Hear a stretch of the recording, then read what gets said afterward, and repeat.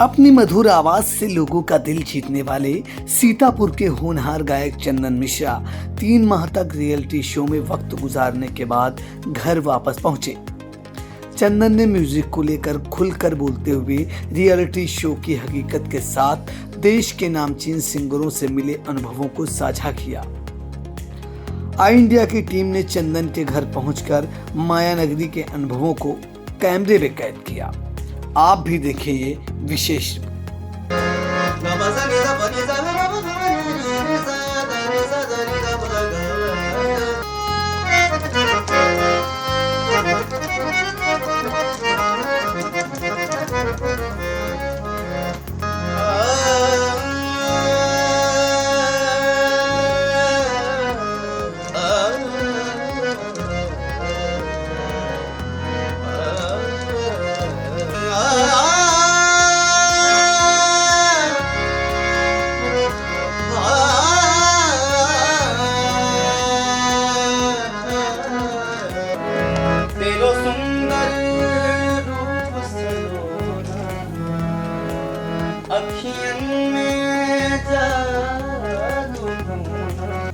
मध्यम वर्गीय परिवार में जन्मे सीतापुर के चंदन ने सपनों के शहर मुंबई को महका दिया। अपनी महक से महकाने वाले चंदन हमारे साथ बातचीत करने के लिए मौजूद हैं। इस वक्त उन्हीं से जानेंगे कि सुरों के एकलव्य कार्यक्रम में चंदन ने कैसे अपनी चंदन की महक से महका दिया। सबसे पहले तो सभी दर्शकों को मेरा प्रणाम। और जहाँ तक बात है रियलिटी शोज़ की, तो ये बस मुझे भी नहीं पता था मैं कैसे इतना भाग्यशाली रहूँगा कि मैं उस स्तर तक जा पाऊँगा। मैंने कभी सोचा भी नहीं था कि अपने गायन के ज़रिए, जो भी मैं शोज़ वगैरह करता था मैं उसमें थोड़ा सा संतुष्ट था, लेकिन जो मेरी फैमिली और मेरे जो दोस्त, मेरे जितने भी चाहने वाले, उन्होंने मुझे हमेशा अप्रिशिएट किया कि यार तुझे कुछ बड़ा करना चाहिए, इतने तक ही सीमित नहीं रहो। तो शायद ईश्वर ने उनकी दुआएं सुन ली, या मेरे दिल में भी कहीं ना कहीं था कि इसको आगे लेके जाना चाहिए। तो मैं बहुत शुक्रगुजार हूँ, एक ऐसे इंसान का नाम ले रहा हूँ जो भी मैं आज कुछ हूँ उनकी वजह से हूँ। उनका नाम है श्री नागेंद्र दुबे जी, जिन्होंने मेरा वीडियो शायद सोशल मीडिया पे ढूंढा और उनका कॉल आया तो पहले तो मुझे यकीन ही नहीं हुआ कि कोई मुझे कॉल कर रहा है आने के लिए कि आप आएँ। तो मैंने उनसे पूछा भी, सर कि मतलब मुझे करना क्या है, मतलब मुझे गाना भेजना है, क्या करना है। तो बहुत यूनिक सा कॉन्सेप्ट उन्होंने बताया कि तुम तबला बजाते हो, क्योंकि मैं एक ऐसे फैमिली से बिलोंग करता हूँ जहाँ पे गाना बजाना ये सब पिता माता जी करते ही आए हैं। मैंने कहा जी सर मैं बजा लेता हूँ। तो उन्होंने मेरे सामने एक ऐसी चीज़ कही जो मेरे लिए एकदम मतलब शॉकिंग थी। उन्होंने मुझसे ये बोला कि चंदन तुम्हें तबला बजा के गाना गाना है, कर पाओगे? मैंने कहा जी सर कोशिश कर सकता हूँ। फिर उन्हें मुझे बाद में समझाया कि हमारे शो का जो कॉन्सेप्ट है वो एकदम अलग है। अगर आप में कुछ ऐसा यूनिक है कि जो लोग नहीं कर सकते और आप कर लेते हैं। तो मैंने कोशिश की, मैंने तबला बजा के उनको एक गज़ल भेजी और वो एक ऐसा टर्निंग पॉइंट था मेरी लाइफ का, जब उनका कॉल आया कि चंदन आप आ सकते हैं मुंबई और हम बहुत जल्दी मिलने वाले हैं और हो सकता है ये आपकी ज़िंदगी बदल दे। तो वो एक ऐसा टर्निंग पॉइंट हो गया मेरे लाइफ का कि उस दिन से शायद मैंने अपने आप में ये ठान लिया कि हाँ कुछ करना ही है, मतलब करके ही दिखाना है। और जितना मेरे पेरेंट्स, जितना मेरे दोस्त और मेरे जितने भी वेल विशर हैं, मुझसे ज़्यादा मैं उनके लिए कुछ करना चाहता था कि हाँ मैं प्रूव करूँ कि मतलब वो जो चाहते हैं मैं पूरा कर पाऊँ। तो यहाँ से मेरी जर्नी की शुरुआत हुई। चंदन, हम सभी ने आपका प्रोग्राम देखा। आप इतनी कम उम्र में सारे इंस्ट्रूमेंट बजा लेते थे, हारमोनियम भी बजा लेते थे, तबला बजा रहे थे वहाँ, और खुद गा भी रहे थे। तो एक अलग अनुभूति थी और सीतापुर जनपद का आपने नाम रोशन किया। बिल्कुल, मेरे दिमाग में यही था कि जिस देश भूमि में जन्म लिया उसका नाम छोटा सा ही अपना, अगर मैं कुछ कर पाऊँ तो उससे ज़रूर होना चाहिए। और रही बात जहाँ तक कि मैं इतने इंस्ट्रूमेंट्स बजा लेता हूँ, वो सब मेरे माता पिता के आशीर्वाद की देन है, हमारे घर के बुज़ुर्गों की देन है।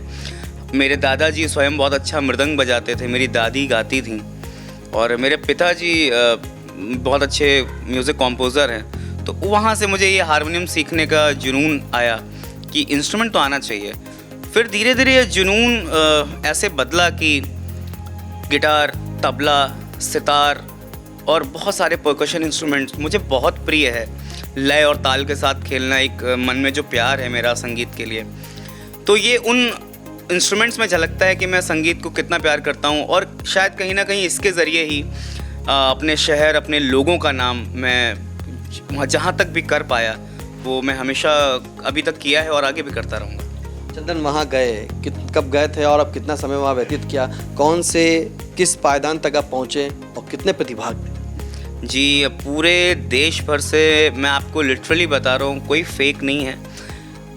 कम से कम नहीं तो लाखों लोगों ने उसमें ऑडिशंस दिए और ये ऊपर वाले का शायद कुछ आशीर्वाद था या उस दिन मेरा नसीब अच्छा था, मैं वहाँ तक जा पाया और मैं टॉप 14 तक आया उस शो में।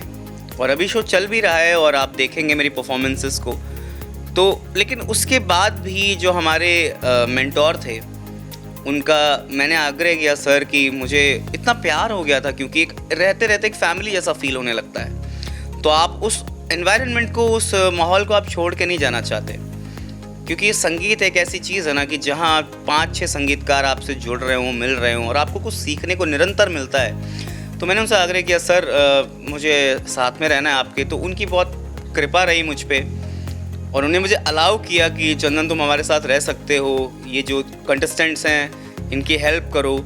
और मैंने बहुत क्वालिटी टाइम बिताया है 3-3.5 महीने का और उनमें मुझे इतना कुछ सीखने को मिला है जो शायद इतने सालों में नहीं मिल पाया। तो टॉप 14 तक मैं गया और बाकी आप परफॉर्मेंसेस देख ही रहे हैं, आपका इतना आशीर्वाद मुझे मिला। टॉप 14 में गए, किस पायदान को कितने एपिसोड होने थे वहाँ पर क्या? और जो पार्टिसिपेट थे लाखों की भीड़ में, लाखों में आप चयने, एक अलग लगा हुआ कि लाखों में चंदन सीतापुर का। बिल्कुल, और एक अलग अनुभूति होती है ये कि उन लोगों की दुआएं अपने साथ लेकर चलना और इतना भरोसा लेके चलना। टॉप 14, टॉप 10 या विनर मेरे लिए मायने नहीं रखता है, क्योंकि एक ऐसे शहर से आना जहाँ पे ज़्यादा कोई स्कोप नहीं है म्यूज़िक का। मैं म्यूज़िक की बात नहीं कर रहा, मैं लिटरेचर की बात करूँगा, मैं खेल की बात करूँगा, मैं बहुत सारी क्रिएटिव आर्ट्स की बात करना चाहता हूँ। उस जगह से वहाँ तक जाना, एक परफॉर्मेंस के द्वारा मैंने दिलों को छुआ और इतने दिलों में मैं उतर पाया। जिनको मैं नहीं जानता था वो भी आज मेरा नाम जानते हैं और मुझे बहुत अच्छा लगता है कि ऐसे ज़्यादा मेरा गाना पहुँचा है उन लोगों तक। तो ये टॉप 14 वगैरह तो मेरे लिए मायने नहीं रखता। मेरे लिए अपने लोग, मेरे लिए उनका आशीर्वाद, उनका प्यार वो बहुत मायने रखता है और इसी तरह से मैं आगे उनके लिए कुछ करूं। चंदन, वहाँ क्या सीखा आपने? देखिए, मैं बहुत अंदर की आपको बात एक बता रहा हूँ। मैंने वहाँ एक बहुत बेहतरीन चीज़ वो सीखी कि एक गाने को, जैसे हम लोग जो गाना गाते हैं वो विस्तृत गायन माना जाता है कि उसमें कोई समय का लिमिटेशन नहीं होता है। आप एक बार गाना शुरू किया, उसमें आलाप, तान, जितने प्रखंड आप बना सकते हैं, लेकिन उसी गाने को 3 मिनट में आप ऐसा क्या कर सकते हैं जो लोगों के दिलों में उतर जाए और उसको कैसे उस 3 मिनट में जादू करना है। तो एक चीज़ होती है, मैं आपको बताता हूँ, एक बहुत मतलब ये लैंग्वेज हो जाएगी म्यूज़िक की, कि बार में कैसे गाते हैं, मेट्रोनोम में गाना कैसे फिट होता है और कितना अच्छा उसी गाने को 3 मिनट में आप कर सकते हैं। ये मैंने सीखा। गाने को कैसे टेल एंड होता है, गाने के फील को, और बहुत ज़रूरी बात कि गाने का डिक्शन, आप जो कहना चाह रहे हैं उसका तलफ़्फ़ुज़ सही है कि नहीं। सा शा में क्या दिक्कतें आती हैं, पा फा क्या दिक्कतें आती हैं, वो सब आम तौर में लोग नहीं सीख पाते। लेकिन जब आप वहाँ पहुँचते हैं, क्योंकि कैमरा हर एक चीज़ पकड़ता है और आप उसके ज़रिए जब आप आगे बढ़ते हैं तो आपको पता लगता है कि ये कितनी ज़रूरी चीज़ें हैं जानना और समझना। तो मैंने वो समझा, मैंने वो जाना अपने गुरुजनों से। मैं नाम भी लेना चाहूँगा, हमारे डिक्शन कोच थे श्री हुमायूं सर, कौशल सर, हसनैन सर और the most important one Nagendra sir, जिनके बिना ये सब संभव ही नहीं हो सकता था। तो ये चीज़ें मैंने वहाँ जाके सीखी। चंदन, आप 14वें पायदान तक पहुँचे, सेमीफाइनल तक पहुँचे, कहाँ चूक रह गई? क्योंकि देखिए लाखों के लोगों में कुछ चयन हुए, उनमें आपका नाम था, आप 14 पायदान तक पहुँचे, तो कहाँ चूक रह गई? देखिए, मैं बस इतना कहना चाहूँगा कि इतने लोगों के बीच से चुन के आना, और वो जो 16 लोग थे, 16 के 16 विनर हैं। बात चूक की नहीं है, बात ये है कि जैसे जिस दिन मैं सेलेक्ट होके गया उस दिन भी मैंने कोई ख़ास नहीं गाया होगा। मेरा दिन अच्छा था, मेरा नसीब अच्छा था, ऊपर वाले का आशीर्वाद था। तो उस दिन मेरा दिन अच्छा नहीं था, अब ये ऐसा तो नहीं हो सकता कि सारे युद्ध जीते ही जाएं। नहीं, सभी अच्छे थे, आप भी अच्छे हैं, और जो वहाँ पे जो विनर जितने रहेंगे वो सभी, क्योंकि जो लाखों के लोग में वहाँ पहुँचते हैं तो वो वाकई हीरे पहुँचते हैं, तभी कुछ ना कुछ उनके में होगा और वही वो चयन हुआ होगा। लेकिन आप उस जब वहाँ पहुँचे, आप टॉप 14 तक गए, वहाँ 14 तक गए, 14 में जाने के बाद आपके सामने कई दिग्गज लोग होंगे और आपके जो जजेस हैं उनसे भी कुछ सीखने को मिला होगा, तो वही कहाँ हल्का सा कुछ तो मानते होंगे कि आप जी मैं ज़रूर ये बात एक्सेप्ट करता हूँ। और एक चीज़ मैं आपको सबको बता देना चाहता हूँ, जितने भी लोग रियलिटी शोज़ देखते हैं, जितना आसान देखने में लगता है उतना आसान वहाँ गाने में नहीं होता। जैसे ही एक्शन बोल के कैमरा ऑन हो जाता है ना, आप जितना प्रिपेयर करके जाते हैं वो सब भूल जाते हैं। तो लिटरली यही होता है कि आप नहीं गा रहे होते, ऊपर वाला आपसे गवा रहा होता है। और बिल्कुल जिस वक्त मुझसे कोई गलती हुई होगी तो बाकायदा, जैसे हमारे वहाँ एक कहावत है, राग रसोई पागड़ी कभी कभी बन जाए। तो उस दिन शायद राग नहीं बना, लेकिन ऐसा नहीं है, उस दिन के बाद से मेहनत भी दुगनी हुई है और कभी ना कभी राग रसोई और पागड़ी तीनों बहुत अच्छे से बनेंगे। बिल्कुल, कभी ना कभी राग रसोई पागड़ी तीनों अच्छे से बनेंगे। चंदन, भजन आप बहुत अच्छा गाते हैं, सूफी भी गा लेते होंगे, सोलो भी कर लेते होंगे, सभी चीज़ें। पसंद क्या है जी? मैं आपको सभी पसंद रहता है म्यूजिक, जो संगीतकार होता है वो सभी संगीतकार, हर चाहे उसको जैसे गवा लो, लेकिन आपकी कुछ एक पसंद भी हो। जी मैं आपको सच बताऊं, सब मैं गाता हूं, मैं सूफ़ी भी गाता हूं, मैं कव्वाली भी गाता हूं, लेकिन एक लगाव जो भजन से इसलिए है, वो एक बहुत बड़ा कारण मेरी दादी हैं। क्योंकि जब मैं बहुत छोटा था, बचपन में, आप जिस वक्त मुझे ऐसे देख रहे हैं, ये भजन के प्रति जो लगाव है ना, वो उस वक्त उनकी गोद में ही आके हुआ। पहला परफॉर्मेंस ज़िंदगी का जो मेरा रहा वो भी भजन था। जिस चीज़ ने मुझे थोड़ा मुकाम तक पहुंचाया वो भी भजन ही था। और मैं ये मानता हूं कि म्यूज़िक स्पिरिचुअल चीज़ है। जब तक आप ऊपर वाले को, या आप ईश्वर, अल्लाह या गॉड, जीसस, जिसको भी आप मानते हैं, उसको अपने दिमाग में या दिल में बिठा के नहीं गाएंगे, आपका सुर डिवाइन नहीं हो सकता। और जब तक आपका सुर डिवाइन नहीं हो सकता, आपके संगीत में असर नहीं आ सकता। और बस मैं इतना ही चाहता हूँ कि संगीत में असर बना रहे, यहाँ से लोगों के दिलों तक पहुँचे। और भजन से अच्छा माध्यम नहीं हो सकता।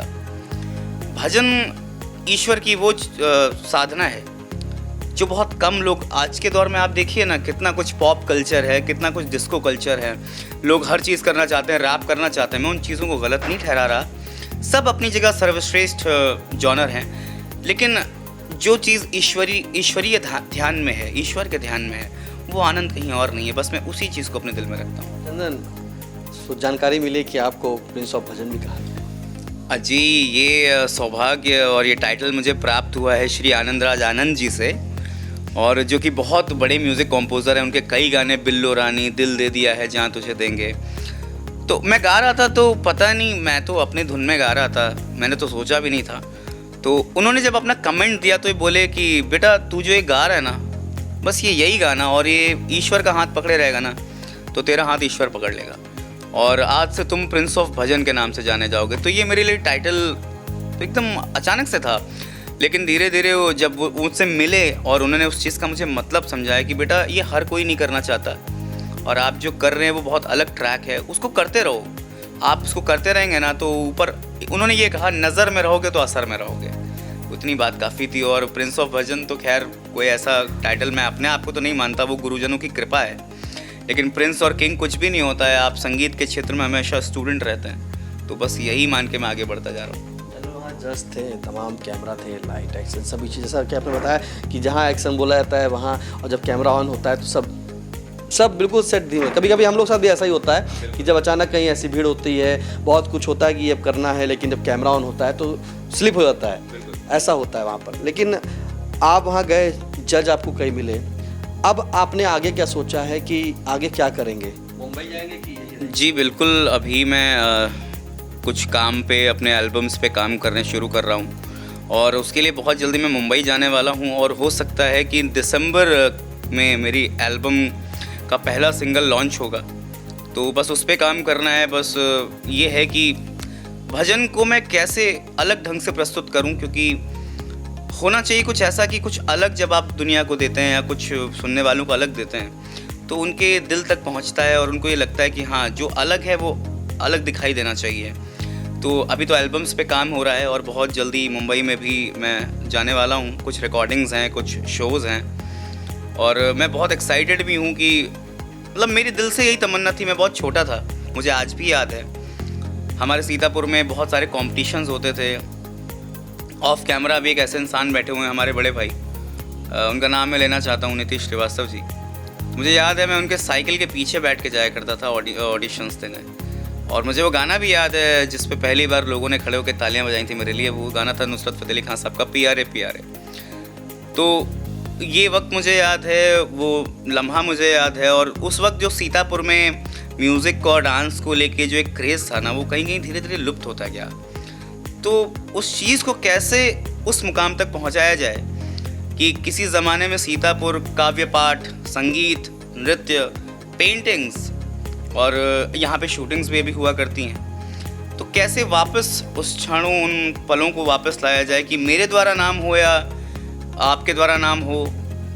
तो बस मैं यही चाहता हूँ कि नाम होना चाहिए सीतापुर का राष्ट्रीय अंतर्राष्ट्रीय पटल पे कि हाँ, कोई लड़का है जो मेहनत कर रहा है उस शहर से, और नाम मेरी बदौलत तो कुछ नहीं है, सीतापुर की देन मैं हूँ। तो बस मैं कुछ कर पा रहा हूँ, यही मेरी हमेशा प्रार्थना है। कुछ आपसे एक और सोचेंगे कि जब आपके पास आप संगीतकार हैं और आपके पास इंस्ट्रूमेंट भी है, तो कुछ ऐसे आप बता दें जो अपने दर्शकों को भी सुना दें। भाई दर्शक ने देखा तो है, लाइव देख रहे हैं, हम लोग ने भी देखा कि DD1 पर आपका शुरू का एकलव्य कार्यक्रम आया, उस कार्यक्रम में बिल्कुल आपने चार चांद लगा दिए। जब सीतापुर के जनपद का नाम आता है तो वाकई गौरवान्वित महसूस होते हैं कि अपने सीतापुर शहर के चंदन मिश्रा जो वहाँ पे गए, वहाँ पहुँचना ही बड़ी मुश्किल बात है। आप शहर से अगर कहीं किसी अन्य प्लेटफॉर्म पर जा रहे हैं तो भी पहुँचने की बड़ी बात है। एक ने कहा है कि लक्ष्य कोई बड़ा नहीं और हारा वही जो लड़ा नहीं। तो आप वहाँ तक पहुँचे, इतना ही बहुत बड़ी चीज़ है, और टॉप 14 तक गए, इसके लिए सबसे पहले आपको बधाई। तो आप कुछ हल्का सा कुछ गा के सुना दें, बिल्कुल, तो दर्शकों भी हमारे देख लें। मैं एक चीज़ वो गाना चाहता हूँ जो मैंने वहाँ गाई है, और उसी की वजह से मुझे जो ये फेम मिला है, तो मैं वो 2 लाइनें आपके लिए गाना चाहता हूँ।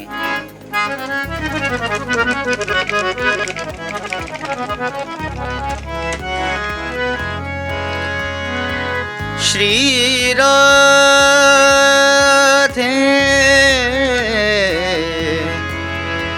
श्री राधे श्री राधे,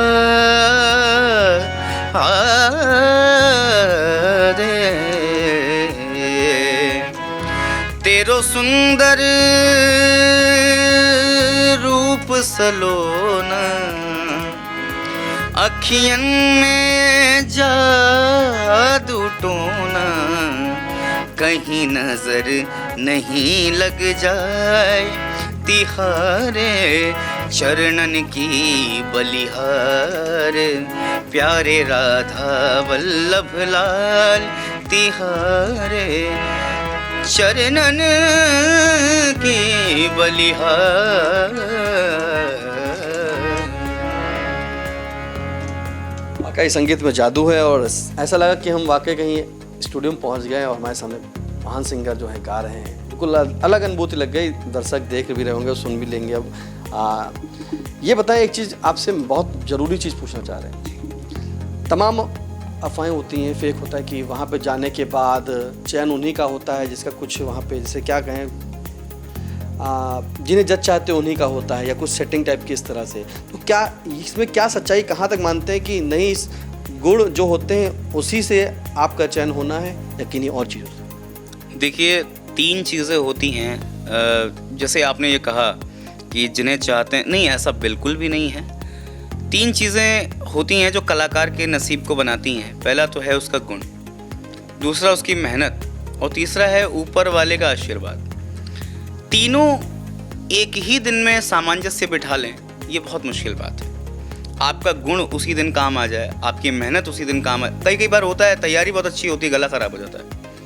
कई बार होता है तैयारी बहुत अच्छी है, गला भी बहुत अच्छा चल रहा है, तबीयत ख़राब हो जा रही है। अब परखने वाला आपको इस बात से नहीं परखेगा कि आपका गला ख़राब है, कि तबीयत ख़राब है, कि गुण ख़राब है। उसके लिए आपकी एक ही परफॉर्मेंसेस है, क्योंकि आपके जैसे लाखों लोग अभी लाइन में और खड़े हुए हैं। अगर आपको ही वो अगर समय देते रहेंगे कि नहीं कोई बात नहीं बेटा, तुम्हारा गला ख़राब है, 5 मिनट बाद आओ, ये नहीं होता। एक ही बार मौका मिलता है और उस एक मौके पर अगर तीनों ने अपना सामंजस्य बिठा दिया उतनी ही बात होती है। और जहाँ तक बात रही रियलिटी शोज़ के फेक होने की, जी नहीं, फेक नहीं होता है। बस हाँ ये चीज़ है कि मैं एक चीज़ बहुत कड़वी कहना चाहता हूँ कि जिनको मिलता नहीं है वो खट्टा बोल के आगे बढ़ जाते हैं। और मैंने वही बात कही ना, तीनों का जब एक देखिए क्या होता है ना, कभी कभी होता है कि आप गाने गए, बहुत अच्छा गाना आपने प्रिपेयर कर लिया है, आपने सोचा आज तो जंग फतेह कर लेंगे, और आपको ओवर कॉन्फिडेंस हावी हो गया कि मैं ये जो गाना गा रहा हूँ मैं शायद इनसे भी अच्छा गा सकता हूँ। ऊपर वाला तुरंत आपकी डोर खींचता है। मतलब ओवर कॉन्फिडेंस और ओवर कॉन्फिडेंस में सिर्फ एक धागे की ही बात होती है। और कभी कभार आपको लगता है कि आज तो मैं जाऊँगा और जजेस को दिखा दूंगा कि मैं उनसे भी बड़ी चीज़ हूँ, ऐसा भी कुछ लोग सोच के जाते हैं। लेकिन ऊपर वाला होता है ना, वो तुरंत आईना दिखाने को रेडी रहता है कि आप गाइए। तो आप गाते गाते कभी देखा उन्हें खराश आ जाती है, और कई बार लोग गला खराब में भी इतना अच्छा गाते हैं, उनका सिलेक्शन हो जाता है। तो ये बस मैटर है उसी चीज़ का कि आपका दिन है, आपकी गुण काम आ रही है और आपकी मेहनत है। कोई ऐसी बात नहीं है कि जजेस चाहते हैं उन्हीं का होता है, कोई सेटिंग होती है, जी नहीं, मैं अपनी बात कर रहा हूँ। मैं जिस वक्त ऑडिशन दे रहा था मुझे याद है, मुझे बुखार था, और जिस वक्त मैं एलिमिनेट हुआ था मुझे उस वक्त भी याद है कि उस वक्त भी मेरी तबीयत ख़राब थी। और ऐसा मैं नहीं कहूँगा कि मैंने बहुत अच्छा गाया, नहीं, बिल्कुल भी नहीं, मेरी गलती रही होगी तभी जजेस ने मुझे ऐसा रिएक्शन या जजमेंट दिया होगा। लेकिन जिस वक्त उन्होंने सेलेक्ट किया था मुझे, उस वक्त भी मेरी तबीयत ख़राब ही थी। तो ये बिल्कुल भी कहने में बिल्कुल गलत बात है कि ऐसा सेटिंग है, नहीं, आपके गुण पे, आपके कॉन्फिडेंस पे और आपके मेंटेलिटी पे बहुत ज़्यादा निर्भर करता है कि आगे ईश्वर आपको कौन सी राह देने वाला है। चंदन, एक आखिरी सवाल, क्या जब आप वहाँ गए, वहाँ पे अपने एपिसोड किए, तमाम शूट हुए होंगे, तो कभी ऐसा भी रहा हो कहीं निराशा मिली होगी, कुछ मिस कर रहे होंगे या कुछ निराशा लगी होगी, कहीं नाराज़गी आ गई होगी, ऐसा कुछ हुआ? मैं सच बताऊं आपको कि असली म्यूज़िक लवर जो होता है ना, मैं कभी कंटेस्टेंट या प्रतिभागी की नीयत से वहाँ पे रहा ही नहीं। मैं गया ज़रूर था इस नीयत से कि ऐसा होगा, और कई बार होता है आप में कॉन्फिडेंस आता है तो आपको लगता है मैं ही बहुत अच्छा हूँ। मैं डाउन हुआ कहीं? जी नहीं, मैं आपको वही बात बता रहा हूँ कि क्यों नहीं हुआ। एक परिवार की तरह सबको ट्रीट मिलना, जैसा आप कहीं जाते हैं दूसरी जगह और आपको कोई ऐसा इंसान मिलता है जो आपकी ही तरह गा रहा हो, आपकी ही तरह सोच रहा हो, तो आप उसको कंटेंडर नहीं मानते, फिर आप उसको भाई या फैमिली मानते हैं। यही हुआ मेरे साथ कि मुझसे बहुत अच्छा गाने वाले लोग मुझे ऐसे ट्रीट करते थे कि मेरा छोटा भाई है। तो ये कभी मोरल डाउन हो ही नहीं सकता है, और इस पे निर्भर भी नहीं करता है कि मैं जीतूं हारूं। उसके बाद ये रहता है कि बस ये माहौल बना रहे, संगीत 24 घंटे चलता रहे। मैं आपको सच बता रहा हूँ, 3 महीनों में मैंने 24 घंटे में 19 घंटे तो सिर्फ म्यूज़िक देखा है। बाकी टाइम आपका खाने का, आप आराम करिए, और तुरंत सुबह 4 बजे उठना है, रियाज़ करना है, रिहर्सल हो रही है, उसके बाद रीटेक हो रहा है, ग्राफ बनाना है, बार है, रिहर्सल की फिर से लाइन याद करनी है, 4 थीम्स पे कोई गाने हो रहे हैं या कुछ आपको कुछ चेंज करना है। बस यही देखा मैंने, कुछ निराशा जैसी कोई बात ही नहीं आई, और मैंने सोचा भी नहीं उस ढंग से कि मुझे निराशा है, क्योंकि मैंने म्यूज़िक को एक पूजा माना है। आप कोई भी आर्ट, आपका कोई भी फ़न आप जस्ट जुनून के तौर पे लेते हैं ना, तो आपको उसमें निराशा कभी लगती ही नहीं है। एक भिखारी क्या चाहता है, उसके लिए 10 पैसा भी उसी हिसाब का है, 100 रुपया भी उसी हिसाब का है। करने वाला वो उससे वही है जो उसको खाना है, पेट भरना है। 10 रुपये में भी समोसा आ सकता है, 100 रुपये में पिज़्ज़ा आ सकता है, दोनों का काम ही क्या है ना, पेट भरना। तो इतना मिले या इतना मिले, संगीत के लिए इतना भी बहुत है, इतना भी बहुत है। तो कभी निराशा जैसा कुछ प्रश्न आया ही नहीं। कभी निराशा नहीं लगी। अब वहाँ पे क्या आपका चयन भी हुआ है, कहीं आप सिखा रहे थे किसी को, ऐसे कभी लगा होगा कि आपसे, क्योंकि आप उम्र छोटे हैं और आपसे वहाँ बड़े भी लोग होंगे, तो उनको सिखाने का मौका या उन्होंने कभी आपसे कुछ मदद ली? बिल्कुल, मैंने उसके बाद में यही किया है कि मैंने बहुत, जब भी लोग फंसते थे कहीं पे, तो मेरे साथ मुझसे छोटे भी लोग थे, तो मुझसे बोला भी कि भैया क्या ये सही है। तो मैं कभी ऐसा नहीं कि ये तो कंटेंडर है, इसको बताना उचित है कि नहीं, मैंने कभी ऐसा दिमाग में नहीं आया। हाँ ये सही है, बहुत सारे रिश्ते भी बने वहाँ भाई बहन के, तो वो मुझसे आते थे, भैया ये गाना ठीक रहेगा, भैया इसको ऐसे गा सकते हैं क्या। और मैं खुद से भी बोलता था, बहन आज ये गाना ठीक नहीं लग रहा, थोड़ा इसको ऐसे गा लो तो अच्छा लगेगा। तो कभी ऐसी भावना भी नहीं आई। ये भी मैंने किया कि कोई बात नहीं, संगीत एक ऐसा क्षेत्र है जो अच्छा करेगा वो आगे बढ़ेगा, और आप अगर किसी की मदद कर पा रहे हैं, ये हाथ अगर किसी के मदद के काबिल आ रहे हैं, तो इससे बड़ी बात और क्या हो सकती है। अब आगे क्या करेंगे, क्या तैयारी, क्या सोचा है? जैसे एल्बम बताया आपने, मुंबई जाने की तैयारी है, यहाँ सीतापुर में कुछ करेंगे? बिल्कुल, मैं सीतापुर के लिए भी बहुत कुछ करना चाहता हूँ, कि मैं ये नहीं चाहता कि मैं आखिरी कंटेस्टेंट हूँ यहाँ से। आगे भी ये मुकाम चलता रहे, आगे भी ये फहरिस्त बढ़ती रहे, यहाँ से लोग जाने चाहिए। म्यूज़िक ही नहीं, डांस में भी या किसी भी क्रिएटिव आर्ट में साइंटिस्ट या डॉक्टर मतलब होना चाहिए। ऐसा होना चाहिए कि सिर्फ एक ही ढर्रे पे ना चल के उन चीज़ों को भी सीरियस लिया जाए जहाँ से नाम और मुकाम हासिल हो सकता है। और आगे तो अभी मैं एल्बम्स करने ही वाला हूँ, अभी बहुत सारे भजन आने वाले हैं, बहुत सारे गाने आने वाले हैं पब्लिक के लिए। बस मैं वही चाहता हूँ कि आग मेरे सीने में हो या उसके सीने में, जलनी चाहिए और वो जलती रहेगी, काम होता रहेगा और सीतापुर का नाम होता रहेगा। ये तो हमारे साथ बातचीत करने के लिए चंदन मिश्रा, जो मुंबई शहर में सुरों के एकलव्य कार्यक्रम में पहुंचकर सेमीफाइनल में पहुंचे और सीतापुर जनपद का नाम रोशन किया। इन्होंने भजन, सूफी, सोलो सभी चीज़ गा लेते हैं, महारत हासिल की है। और जो आज इन्होंने सुनाया वो दर्शक ने देखा भी इंडिया के किस तरह से सीतापुर के चंदन गाते हैं। वहाँ से ये सीख कर आए हैं कि कोई काम छोटा व बड़ा नहीं है। इन्होंने भी लोगों को सिखाया और लोगों ने भी इन्हें सिखाया। ये सीख कर आए हैं और यही चंदन सीतापुर के लिए कहना चाह रहे हैं कि सीतापुर से सिर्फ चंदन ही नहीं, अब और लोग भी वहाँ जाएंगे और सीतापुर का नाम रोशन करेंगे।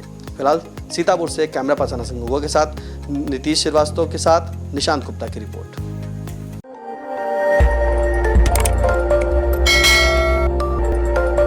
खबर आपकी, नजर हमारी। देखते रहिए आई इंडिया।